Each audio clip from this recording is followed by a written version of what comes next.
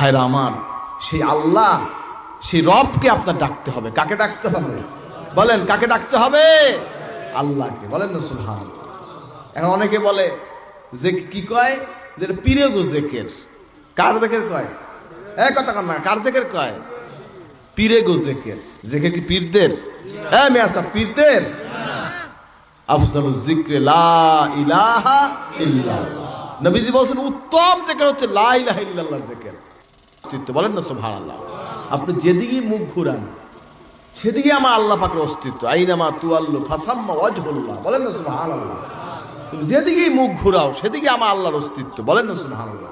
আল্লাহর কোন নিয়ামত আপনি অস্বীকার করবেন বলেন? আসমানের দিকে তাকাবেন, খুঁটিবিহীন আকাশ। সুবহানাল্লাহ। কিসের উপরে আছে? এ পৃথিবীর কোনো খুঁটি আছে নাকি বাবা? মেয়া সাহেব, এই পৃথিবীর কোনো খুঁটি আছে? শূন্যের উপরে গ্রহ নক্ষত্র হাজার হাজার আল্লাহ পাকের সৃষ্টি, সব আল্লাহ পাকের হুকুমে চলছে। বলেন না সুবহানাল্লাহ। মুসা আলাইহিস সালাম প্রশ্ন করছে, আল্লাহ আপনি ঘুমান না? কি প্রশ্ন করছে? কথা কথা, আল্লাহ আপনি ঘুমান না? আপনি তখন মানে এই পৃথিবীটা কেমনে চলে? এবার আল্লাহর ঘুমের প্রয়োজন আছে কি? হাজরিন, মুসা আলাইহিস সালামে আল্লাহ কাছে 2 গ্লাস পানি লইতে, গ্লাস দুইটা পানি লইছে। পানি লইয়া দাঁড়াই রইছে, এমন ঘুম আল্লাহ চাপাইতেছে তার উপরে, ঘুমাইয়া গেছে পড়িয়া, গ্লাসে পানি খাইয়া ব্যাস ভাঙ্গেছিল, সব শেষ। সুবহানাল্লাহ। আল্লাহকে ঘুম স্পর্শ করে না, তন্দ্রা স্পর্শ করে না। কন্যা সুবহানাল্লাহ।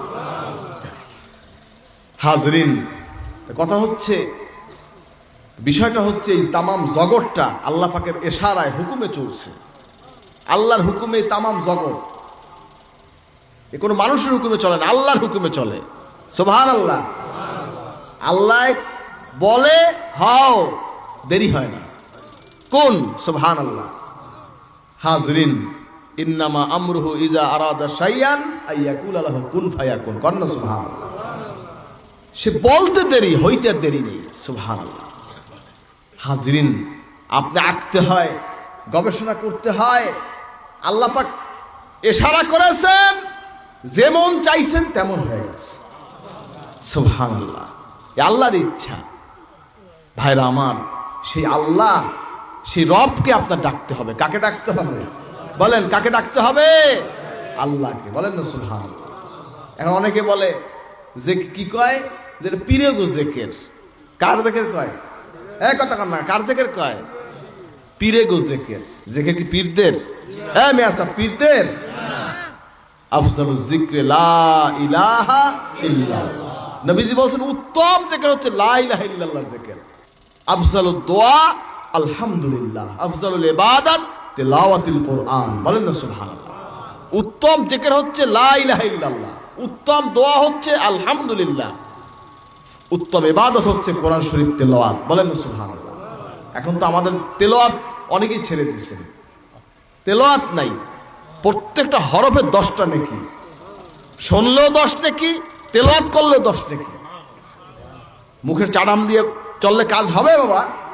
কিছু আমল করতে হবে। হাজরিন, যাই হোক, তো কথা হচ্ছে জিকির দ্বারা মানুষের অন্তর পবিত্র হয়। মানুষের শরীরের মধ্যে একটা গোশতের টুকরা আছে, নবীজি বলছেন ওই গোশতের টুকরা যদি পবিত্র হয় সমস্ত শরীর পবিত্র হয়ে যায়, আর ওই গোশতের টুকরা অপবিত্র হয় সমস্ত অপবিত্র হয়ে যায়। আলা ওয়া ইন্না ফিল জাসাদে মুদগাতান ইজা সালুহা সালুহাল জাসাদু কুল্লু ওয়া ইজা ফাসাদাত ফাসাদাল জাসাদু কুল্লু আলা ওয়া হিয়াল কালব। বলেন সুবহানাল্লাহ।